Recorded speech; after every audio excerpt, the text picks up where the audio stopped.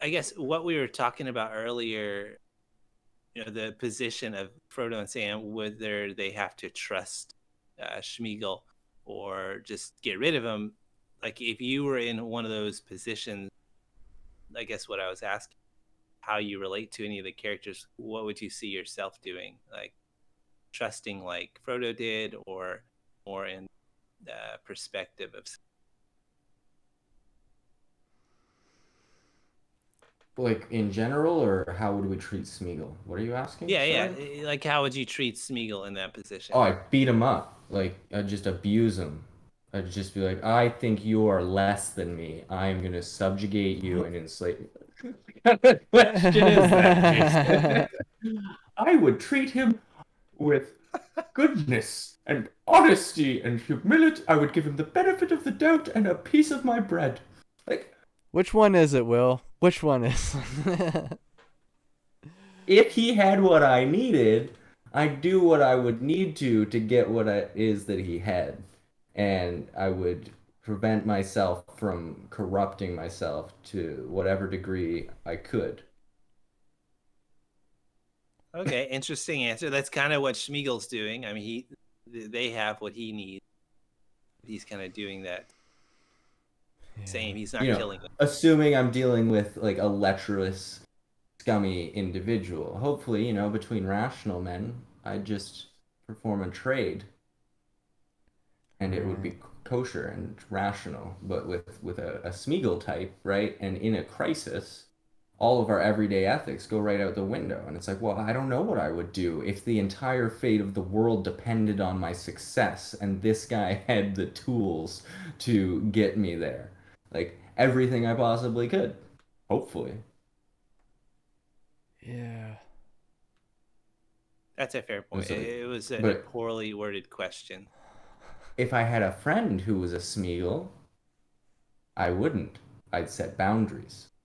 If I had a classmate who was Smeagol, now we can get into the realm where we can maybe play with this comparison. Because if you have someone that you have to deal with in a classroom, this is the perfect comparison. How do you deal with a Smeagol that was a peer How do or you a deal with coworker? stinkers? Boom, here. Now we go after it.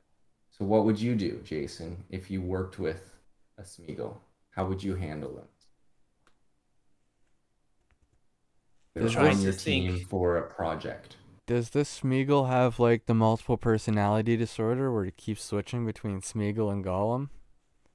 Yes. So again, this doesn't quite work. So like they didn't. That guy didn't get the job. Hopefully. Oh jeez. Hopefully he's also in a different classroom because that teacher is not equipped with the tools to deal with Smeagol. Yeah, I kind of am avoidant, so I'd probably try to change classes or get the stinker to change classes. Typical white male privilege. Okay, go on. Wow.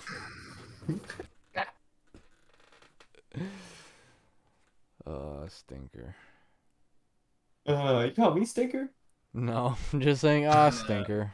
That's the thing. There isn't a comparison for this, right? Because that's not the type of world we're trying to build. But in a crisis, right?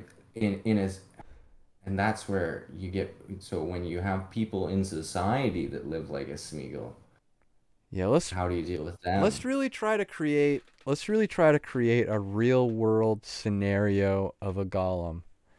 So he has to be like obsessive over one thing, There's lots of people obsessed over one thing. They're called drug addicts. So what can we say about that? Well, addicts of any nature, right? Yeah. Depending on the severity. And that's the thing. How do you deal with that? But then, and it's not even to the same degree, but it's like mental health illness. Right. And then it's like, wait, so what if everybody that falls under this umbrella is quintessential to the human journey and could be the one that cures cancer? And it's like they have what we need. Yeah, But they're so focused on what they want They're so focused on what they want, they can't even see what they could possibly become. And it's like we see what needs to happen. And what do we do about that? That's the only place that Smeagol is, if Smeagol's going to be anywhere. Hmm. Yeah. Yeah, it's really tricky. You're almost just And it's asking like, the question. oh my goodness. Sorry, go ahead. You go first, and then I'll go. I'm saying What question? you're almost asking the question, like, how do you get people to realize their own potential and work towards it? But it's like maybe that's just me being too optimistic, right? So it's like, just what do you do when you have to deal with people? Because multiple personality and selfish gain, that is people. That is proletariat. That is the unclean masses. Like that's everybody. Because you don't know anyone. You have no capacity to be certain. You can develop a few close relationships where you're pretty confident that the people in your circle are the people that are in your circle, but something could happen. Trauma could strike tomorrow, and it could alter that person's perception of the world. So, like, you can't guarantee that what they want is good for you, but you can see that what they're doing could help you, or that they could be of help to you. And, there's a risk working with them, but you can't get to your goals without working with them. So if the average person is Smeagol, how do you deal with Smeagol? Do you show up in the Facebook comment sections to try and have a healthy debate? Do you volunteer? Do you give back? Do you participate in town council? Do you attempt to inform and bring awareness to certain causes? Or do you go to work and drink or watch TV or meditate or listen to music and make hobbit meals and not engage with the Smeagol's of the world? And I think that's the question every book puts to us in some capacity. What do you do when you have to deal with Smeagol's?